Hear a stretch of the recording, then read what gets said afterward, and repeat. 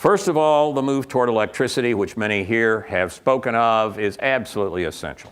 Whether you're talking about Shai Agassi's approach, which you'll learn about at lunchtime, or about plug-in hybrids, or about anything else, being able to move toward electricity for transportation is a potentially remarkable breakthrough. Now, I've had my Prius converted by High Motion to be a plug-in, 5 kilowatt-hour battery. Electricity is about 10 cents a kilowatt-hour in Maryland.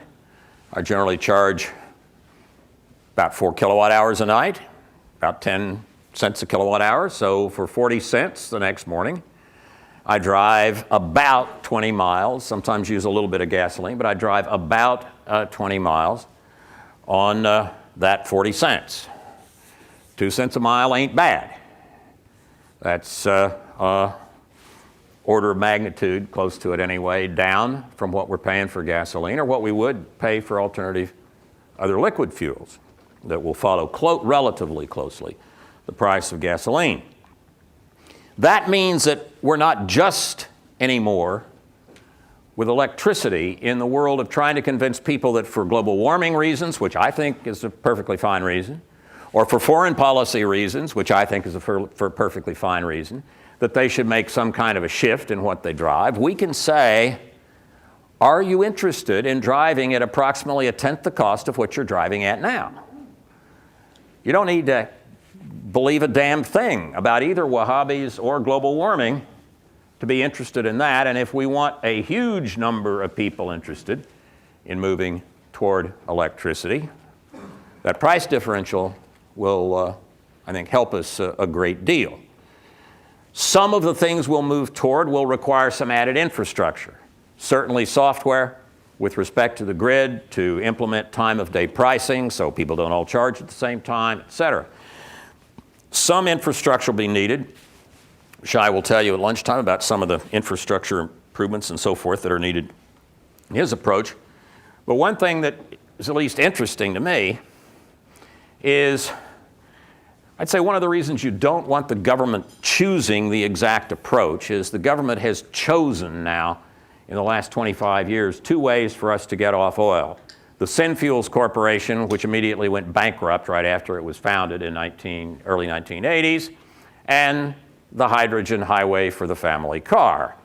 Or, I guess, if one is a few miles south of here, the hydrogen highway.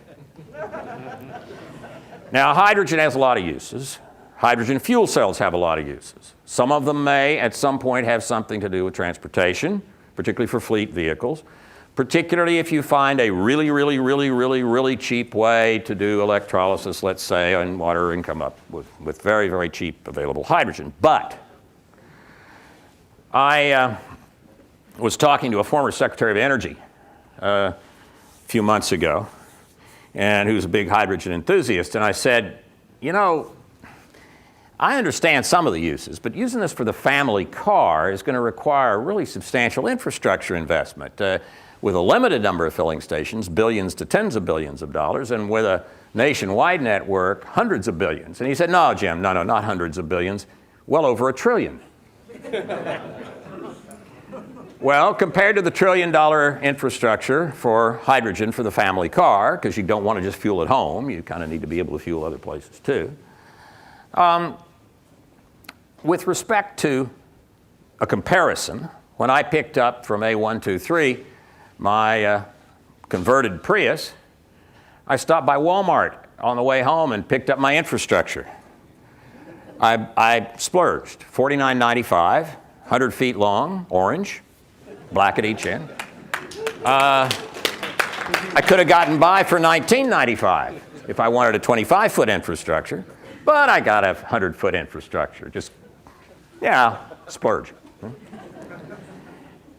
Compared to $1 trillion for hydrogen filling stations, everybody getting an added extension cord looks pretty good. So one thing we want to keep in mind is being able to use existing infrastructure and be able to expand from it, but be able to get started and started now. And that is an important step and something that electricity can help us do, because we have a nationwide infrastructure in electricity that needs some changes, but certainly as we get going, we can use that infrastructure. The other is alternative liquid fuels, particularly the alcohol fuels, not just ethanol, but also methanol, butanol. Annie Coren is very articulate on this point of needing an open standard, flexible fuel standard for vehicles, but you're talking about less than $100 a car in the manufacturing process. I mean, look, Brazil decided to get serious in 2002, and they said, okay, we have 5% of our new cars being flexible fuel vehicles. All it is a different kind of plastic in the fuel line and some software. Automobile companies, damn it, we mean it.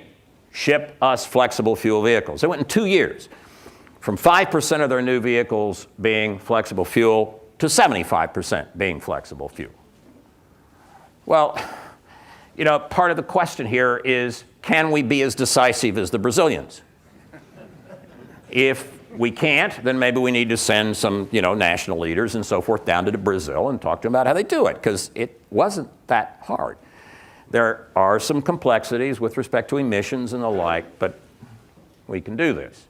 And that opens up a market so you don't have to pick between this kind of butanol, that kind of ethanol, whatever. Let the market sort it out, but break the monopoly. The monopoly's tool is the kind of plastic in the fuel line. Probably have to mandate some filling stations, but there are lots of people, Walmart and others, who are willing to pump ethanol or butanol or methanol. So we have some real opportunities here to use the existing infrastructure and relatively small modifications of the existing infrastructure to open up the transportation market to substances and fuel other than oil. I think principally electricity, and in a strong secondary position, the alternative alcohol-based liquid fuels. I get about 150 miles a gallon when I'm driving my Prius in its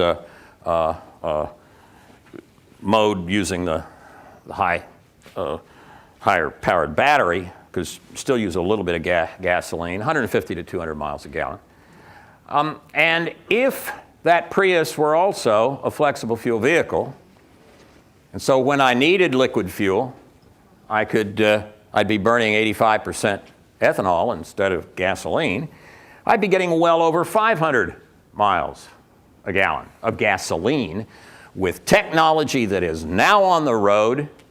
Millions of flexible fuel vehicles are on the road here and in Brazil. Hundreds, before long, thousands of plug-in hybrids on the road. What we need is to be decisive and move toward this.